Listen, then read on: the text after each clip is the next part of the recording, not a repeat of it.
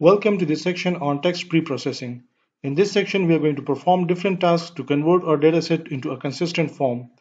In the previous sections, we got the dataset, structured it, and performed different machine learning techniques on it. However, we were not concerned about the nature of data in the datasets. Datasets are usually not clean and have lots of problems, and therefore, if we structure them straight away and perform machine learning techniques on them, they are going to have lots of irrelevant features, and therefore the model is not going to perform well.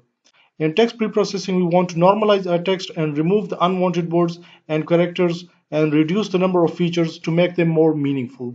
There are certain common steps that we can perform at text preprocessing. Normalization is the process of converting textual data into its basic normal form that we can use. So, some of the commonly used approaches for text normalization or preprocessing are converting the text to lowercase, removing white spaces, removing stopwords, stemming, and lemmatization.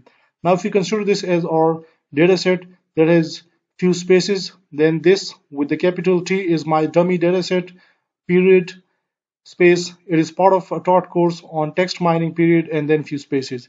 Now, the first thing we would like to do is to convert this dataset into the lowercase. We could have used the uppercase also, but we want to convert it into a single case where this with capital T and this with small t should not be considered as two different features, and we want them to be combined together. So therefore, all the dataset is being converted into a lowercase. The characters that you see in yellow are actually the ones that are converted from the uppercase to the lowercase. Next, we would like to remove the unwanted white spaces.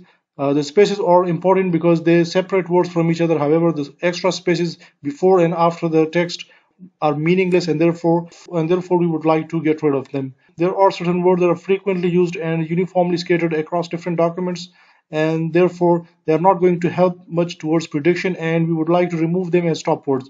Now, if we apply removing stopword on this dataset that we have partially pre-processed over here, we are going to get rid of is my. So this sentence is going to be converted into this dummy dataset, and then it taught course. So in this way, is part and on is also going to be removed as stopwords. Now, some would argue that this and it is also a stopword. However, it's slightly subjective in the sense that based on the stopword list we are using, whatever is being mentioned in that list is going to be considered as stopwords and everything else is not.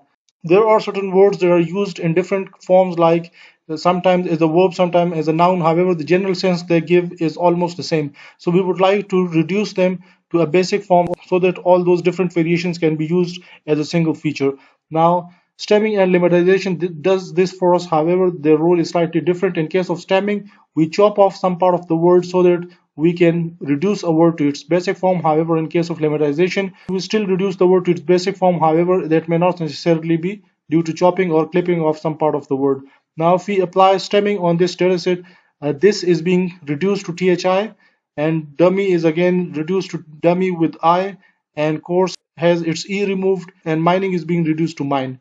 Now, if we see over here, mine is the only word that is being properly reduced to its basic form, while the others are being converted into non-word tokens. The point here is that stemming or any other kind of technique that is being applied on natural language are designed for the majority cases, and since natural language is so diverse and there are almost exceptions for any case, so it's hardly possible to cater all the cases of the natural language. So therefore these solutions are not 100% accurate. However, when applied, they are going to perform quite well and are going to reduce the number of features considerably. Lemmatization, as we can see over here, the word taught is being reduced to its basic form teach. However, it does not include any clipping of some part of the word. These are some of the most frequently used text normalization techniques, and in the following lectures of this section we are going to look into some more normalization or text preprocessing techniques, and we will look into its implementation as well. So stay tuned. In this lecture, we are going to look into regular expressions. Regular expressions are going to help us in pre-processing our dataset. Earlier, we removed stopwords. Those were the English words that were not very meaningful, and we removed them. However, we are still going to have some tokens there that would not be meaningful words, and we would want to get rid of them. Such words, unwanted words or tokens, are called domain-specific stopwords. Now, in order to remove domain-specific stopwords, we'll have to write our own regular expressions and look for certain patterns in words and remove them. So, therefore, we'll just go through the basics of regular expressions in this lecture. We can have any sequence of characters that we can apply for regular expressions, and regular expression is case sensitive.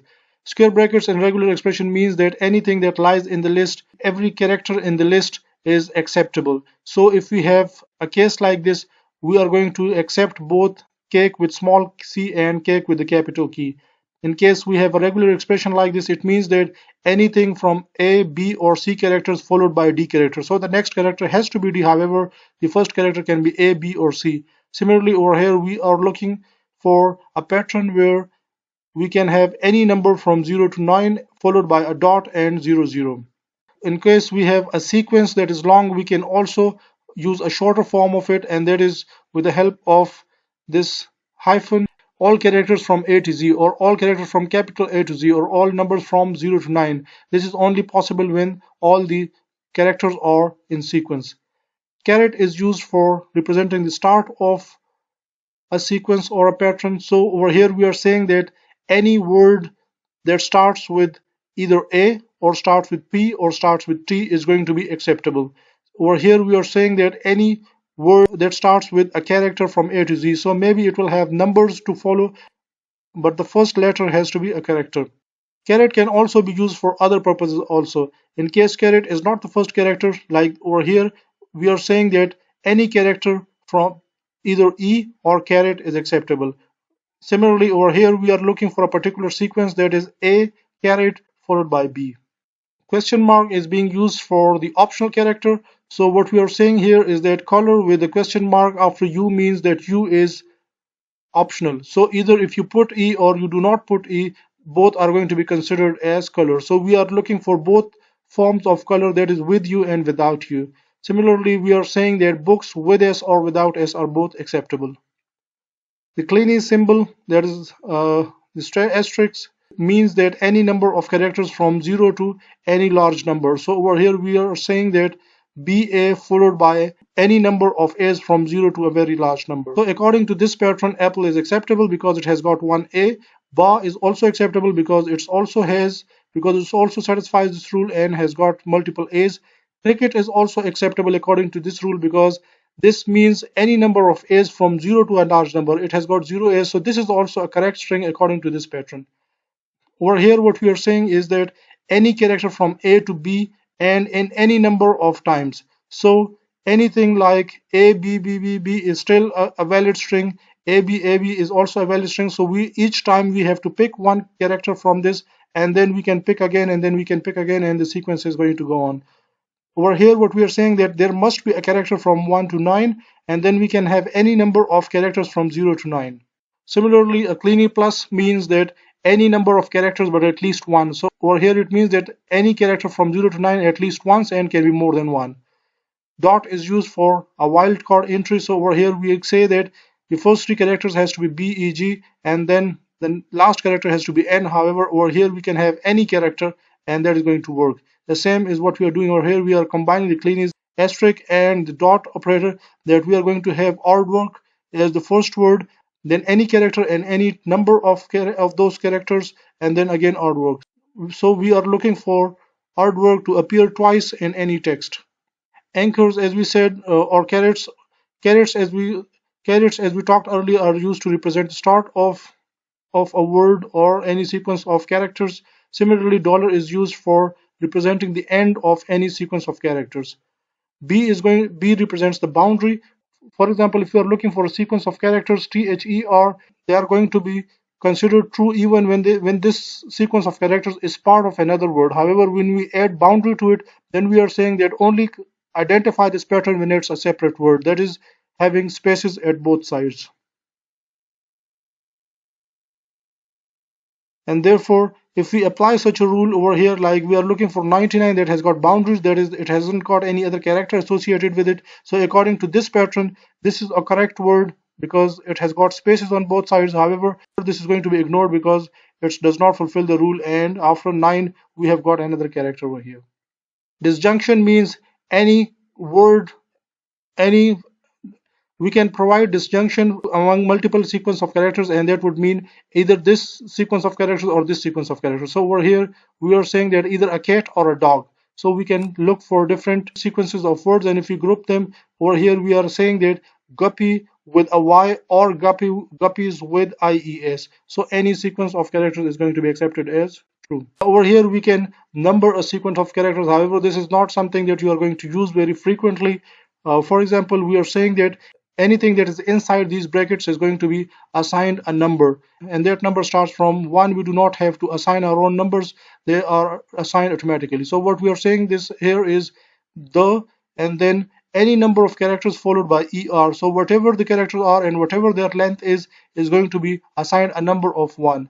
And when we say backslash 1, we are actually referring to the same sequence of patterns over here, and therefore that is going to reappear over here. So what we are saying is that happier they were, the happier they will be. So if this is hap, the same word is going to be used over here. So that's how it works. And next we are going to use some of these regular expressions to look for unwanted tokens and remove them.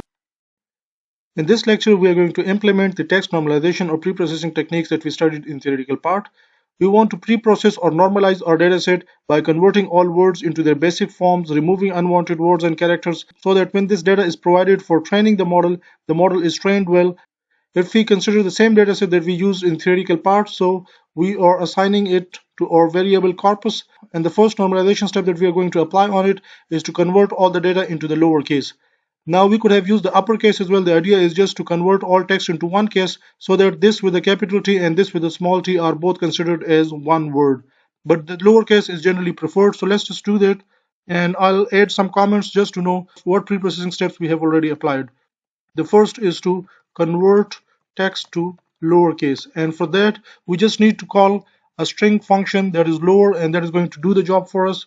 So corpus is equal to corpus dot lower, and this function is going to convert this corpus into the lowercase, and we are going to assign it back to the corpus variable so that we can update the original form of corpus to a new form where everything is going to be in the lowercase. In case we have already segmented our text, then we'll have to apply this lower function in a loop and convert all documents into the lowercase. Our corpus is converted into its lowercase, and as we can see, all the characters that were originally in uppercase are now being converted into the lowercase. So we have successfully applied our first step of text normalization. Now the next step is to remove the unwanted spaces before and after the meaningful text. We want to keep only these spaces that are differentiating between words, but these spaces are not doing anything meaningful. So to do that, again we'll have to make use of a string function, and that is corpus is equal to corpus dot strip, and that is going to remove all the unwanted white spaces before and after the text. If we execute this, now we are going to have a corpus that does not have any unwanted spaces. In case our dataset has unwanted other characters before and after the text, we could have removed it by passing on the character to it. Like if it has got some hashes before and after the text or some slashes, we could have just stripped them off with the help of by providing that character. Just get rid of this character before the meaningful text and after the meaningful text. So we could have removed any other type of characters as well. So now our dataset has gone through two normalization steps. We'll just add the comment for this one as well, and that is to remove white spaces. And now we have got a dataset that has no meaningless white spaces and all the text is in lowercase. The third step we are going to apply is to remove punctuations. Now the next step is to remove punctuations. There are full stops, commas, apostrophes, exclamations, etc. We only have full stops, and for that we'll have to use the punctuations available in the string. So remove punctuations is going to be our next step, and for that we'll have to import from string import punctuations as punc. So we have imported the punctuations from the string package, and for that just see what we have in punc, and these are all the possible punctuations that we can have. Now we'll have to look for them in our dataset, and if there is a match we'll have to remove that character. So let's just do that. For ch and punc, if ch and corpus dot is equal to corpus dot replace that character with nothing, and that is going to give us our corpus that is free from all kind of punctuation. So let's just see what we have got over here, and our dataset has all the punctuations being removed. So we have successfully performed our third step of pre-processing. We'll continue from here in the next video. Okay, so we will continue with our pre-processing steps, and in this lecture we are going to do removing stop words from our datasets. So let's just continue from where we left. We have performed the first three steps of pre-processing, and that is to convert the text into the lowercase, remove white spaces, and remove punctuations. Next, we are going to remove stop words. There are different lists of stop words available. We can make our own list of stop words and see what words match with that list and remove them. However, the one we are going to use over here is the English stop words from the feature underscore extraction stop words package in the sklearn library. So let's just do that from sklearn.feature extraction dot stopwords import the English stopwords. Okay, so we have the list imported. Let's see what we have in this list. English stopwords. And this is the list of stopwords provided by the English stopwords. Now we'll have to compare each word in our dataset with this list, and if there is a match, we will have to remove that word as a possible stopword.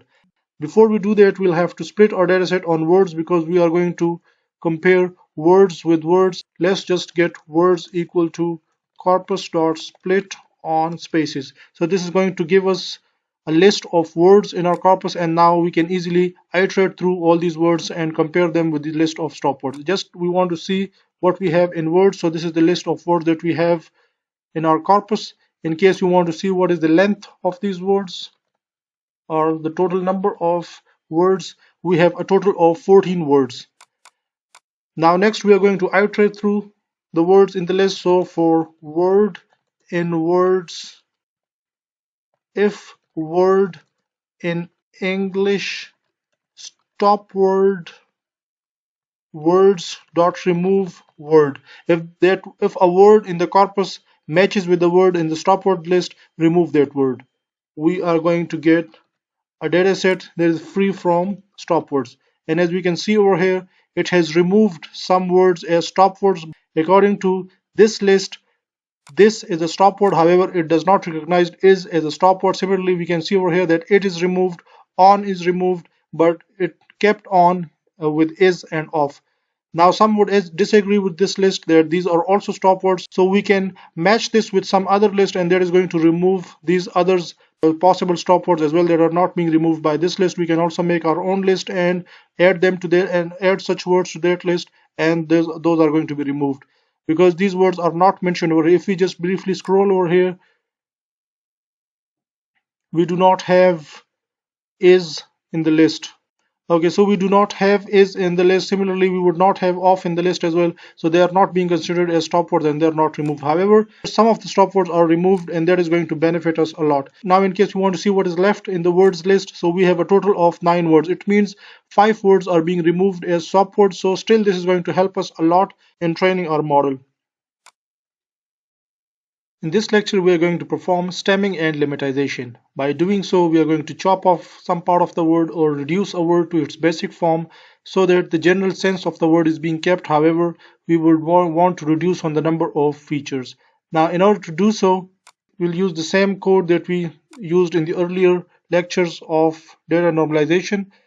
And what we mean by stemming or lemmatizing a word is that in case if we have different words of the form stable, and they are stabilize, stability, stabilizes, all these words almost mean the same, and if you do not convert them into its basic form and store all this information as stable, we are going to have two problems. Firstly, we are going to have too many features when we structure our data set, just like we saw in the text representation. And secondly, the information that could have been more meaningful together is now scattered across 4 different features, and therefore the model is not going to learn well. So by stemming and lemmatization, we actually want to reduce all these words to their basic stems or to their basic forms so that all this information is going to be represented as one when we convert them into a structured format.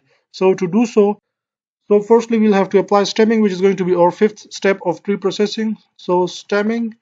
So now in stemming, first we will have to import some stemming algorithm. So now in this case, we'll have to use NLTK. NLTK is another library that is frequently used for performing different natural language processing tasks. As we can see, we were using sklearn for most of the tasks related to machine learning, and now NLTK is going to come into play and is going to help us with some natural language related tasks.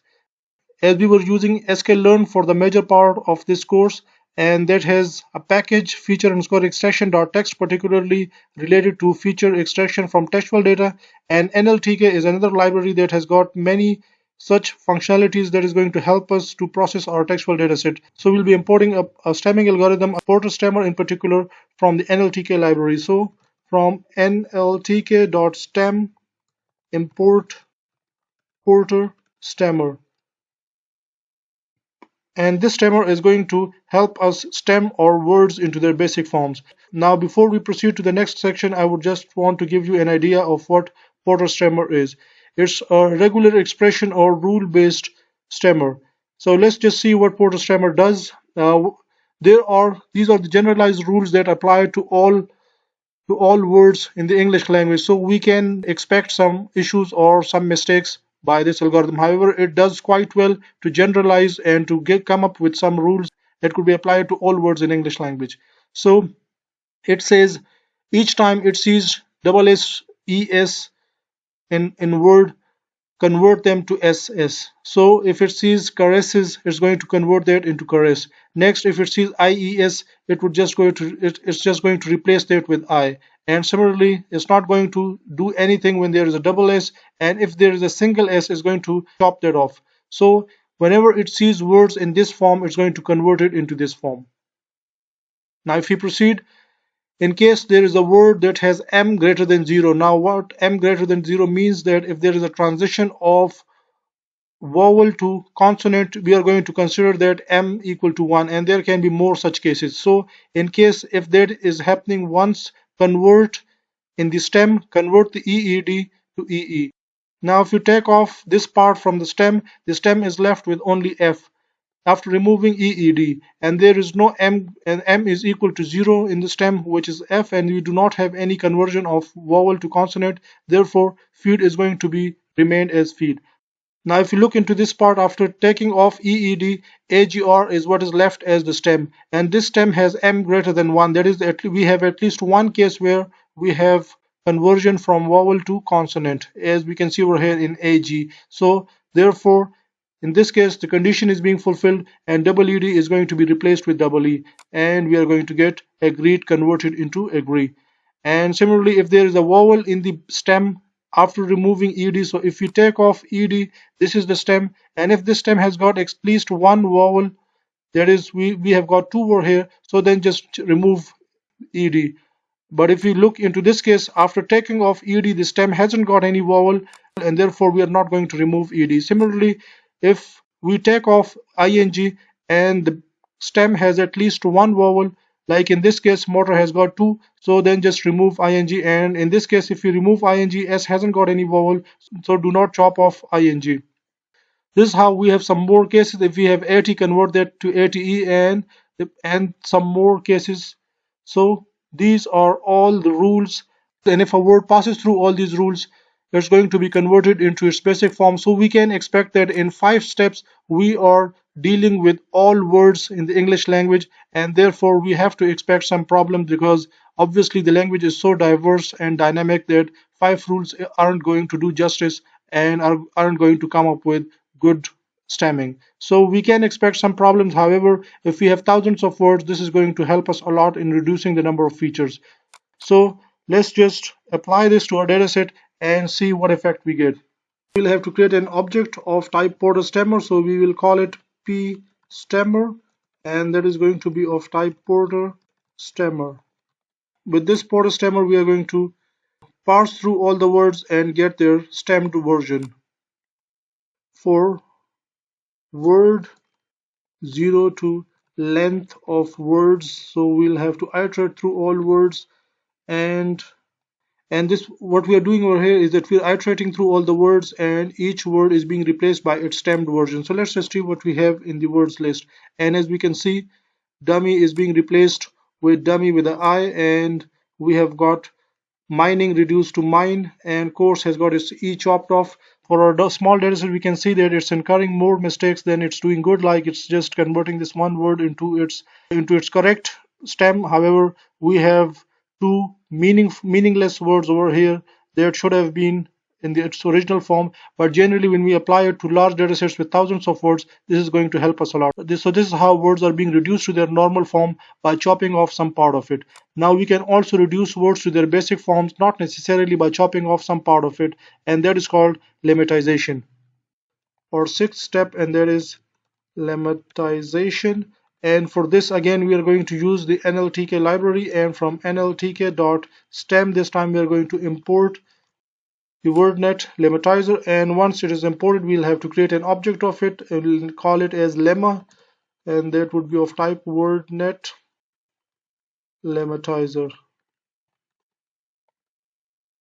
So we have created this. Again, we'll have to repeat this process. Therefore, I in range of 0 to length of words, what you are going to do is to replace words with index I is equal to words is equal to lemma dot lemmatize is the function, and we are going to pass the words, and we are going to pass on all the words to it, and next we want to tell it that we are looking for verbs.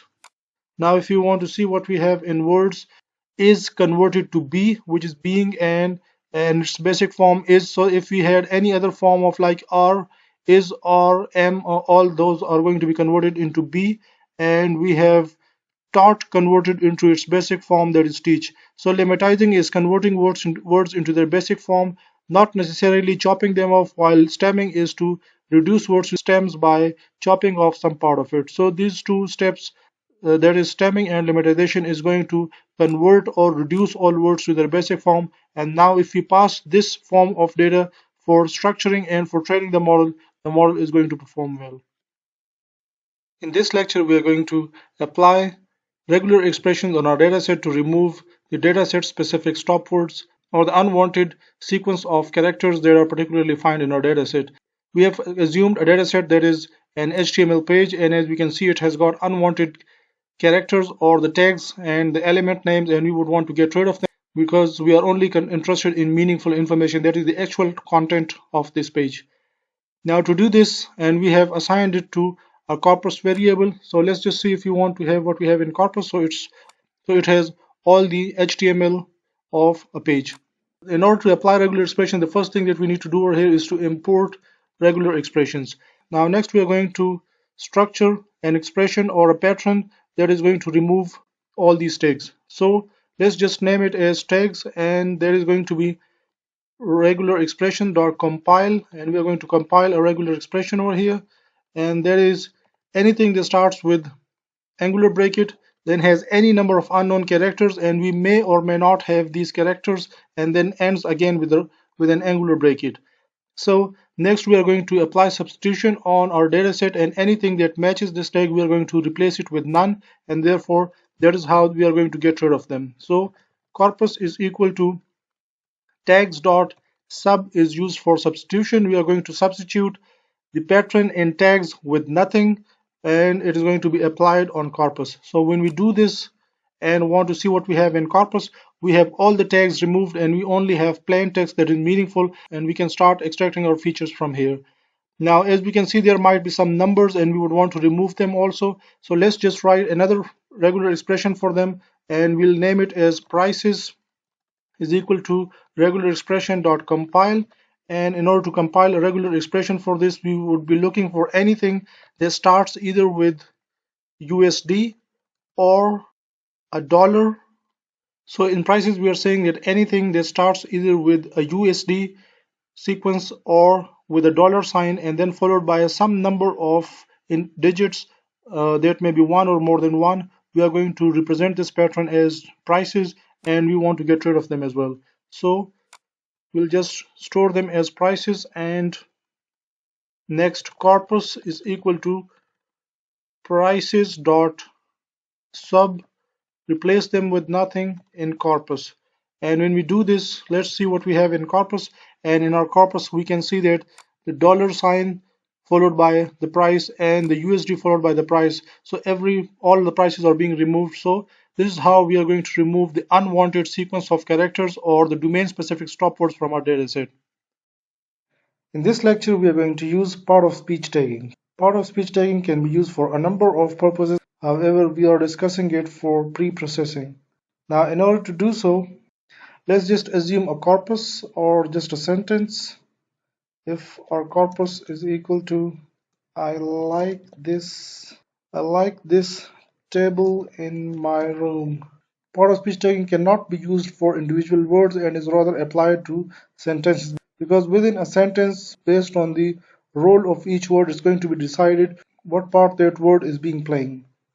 In case we have our dataset has one sentence per document, then we can directly apply part of speech tagging. However, if there are documents with multiple sentences, then we'll have to apply part of speech tagging for each sentence within each document. So let's just assume we have one document and that has got only one sentence.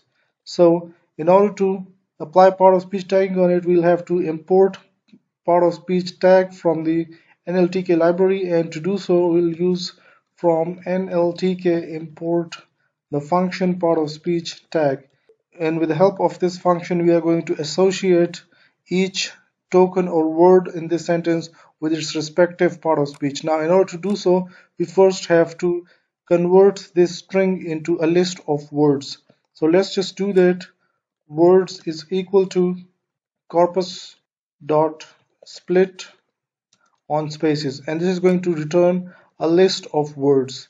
Now we have each word as a separate string and they are together as a list.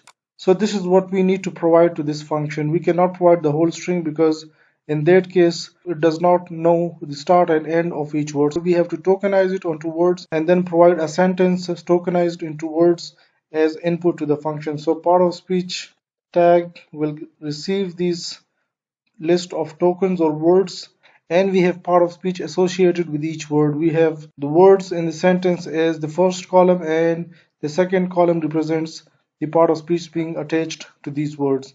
Now in case we are only interested in particular part of speech, we can make use of this part of speech tagging to filter out some part of speech that may not be required. In order to do so, let's say we store it as tags, and now in tags we have all the list, and if we have to in case we want to access the first one, so we'll say 0, and that is going to give us the first word along with its part of speech tag. If you want to just get the word, it's going to be accessed with index 0 as a two-dimensional array, and the one index is going to give us the part of speech of that word.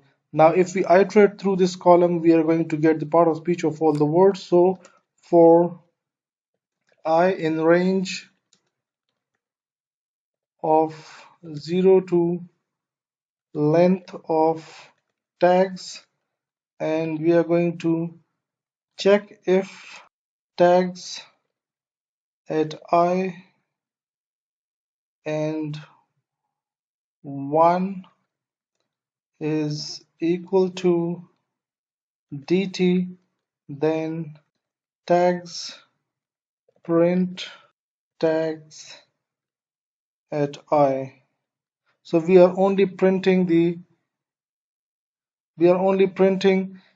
the words that have the part of speech as dt, and which is this in this case, and only we are considering a particular type of part of speech. So in this way, part of speech tagging can be used as pre-processing. However, it has a number of other advantages as well. For example, if you are doing sentiment analysis, we are only going to be interested in a particular part of speech that is going to indicate the user's sentiments. Now once again, I would like to highlight this issue that in case you have multiple sentences in a document, then you will have to first tokenize it into sentences, then convert each sentence into list of words, and then apply part of speech tagging on it, because part of speech tagging can only work on sentences. In this lecture, we are going to practice data acquisition from a web resource. In case the dataset is not provided, and we'll have to prepare our dataset by scraping different web pages. Now, in order to do so, firstly, we'll have to import requests. This library has got certain function and attributes that are going to help us scrape data from a web resource. Next, we are going to create a new session. So for that, session is equal to requests dot session is going to start a new session for us to access this web page, and we are going to set the session dot trust environment variable equal to false. Now why we are doing this is that we want to lose all the previous connection information, and this is particularly important for machines that are sometimes on proxies and not the others. So by doing so, we are losing all the proxy related information. And next we are going to request for getting the data of a web page. For that, we are going to use session dot get data from the URL http cs tags.pk, and we are going to store this as our response. Now, so we have got our response over here in case we want to see what it is, and the response is 200, which means the data has successfully arrived. And in case we want to see what we have over here, so this is our text that is being acquired out of the web page that we provided in the URL. Now this is the content. You would see many unwanted tags that we would want to get rid of, and probably some meaningful information over here as well, like we have got some text over here. And so this is how we are going to scrap a page. We can scrap multiple pages altogether. We can prepare a data set, then pass it through all the pre-processing steps, structure it through text representation, and provide it to machine learning techniques for training, and that is going to complete everything from end to end. In case our machine is behind some proxy, in that case, if we'll have to access such web resources, we'll have to define proxies in the form of a dictionary, and for that we'll have to see, in case if the key is HTTP, what would be the value. So over here we'll have to provide the web address of our proxy along with the port number, and in case it's an HTTPS, so in that case what would be the URL and of the proxy along with its port number. So in case if it is HTTP 192.168.1.58, and then the port number would be like 179, and this is how we'll have to provide one for the HTTPS also. And then over here we'll have to provide the proxies. So if you are behind proxies, then that is going to connect to the proxy and get us all the required information through the proxy. So far we have been splitting text into documents based on new line, into sentences based on periods, and into words based on spaces. However, there is a proper way of doing it, and we have functions in the NLTK library to do so. So in case we want to segment our text into different sentences, instead of splitting it on dots, which may make mistakes, if we use the send tokenize function in the NLTK library, that is going to do it a lot smoothly. For example, for the sake of comparison, if we say my corpus is he owes me $22.50. Now if we do so and we say corpus dot split on full stop, that is going to give me two sentences. That is, he owes me 22 and then $50 as a second sentence, and then we have a third sentence as a null string as well, because after this full stop the next part is again identified as a sentence. However, if you do it with the help of sentence tokenizer, you'll have to import from nltk.tokenize import sent or sentence tokenize.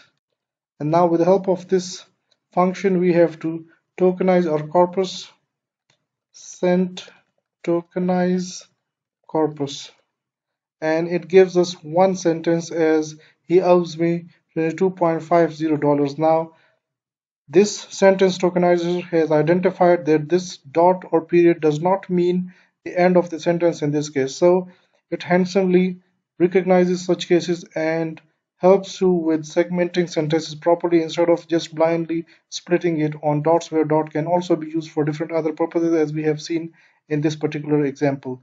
The next one is to use the word tokenizer. So from nltk dot tokenize import word tokenize. So the same way, instead of splitting sentences on spaces to get words, we can use this word tokenizer, and that is going to do the job for us in a better way. For example, if we use word tokenize corpus. Now it's going to separate each word into a separate token, and it also has identified this dot. Even it was with the dollar, but it identified it as a punctuation, and that is being presented as a separate item in the list. So, and now irrespective if we want to keep it or remove it, we can deal with it separately, and it's not being part of the dollar. So dollar's value is not being affected by the use of a punctuation with it. In case we have multiple sentences, let's say the next sentence is which is due by the next day. Now we have three sentences over here, we have two sentences over here, and instead of applying tokenizing everything all together, let's just tokenize it one sentence at a time. So for sent as sentence and sent tokenize corpus, so this is going to give me sentences, and then print word tokenize as sent. So what we're doing is it's going to give me a list of sentences. We are going through one sentence at a time. We're passing it to the word tokenizer, which is giving us a list of word tokens in that sentence. And this is how we have the list of words in the first sentence and then the list of words in the second sentence. So that's how we should segment our text into sentences and tokenize it into words.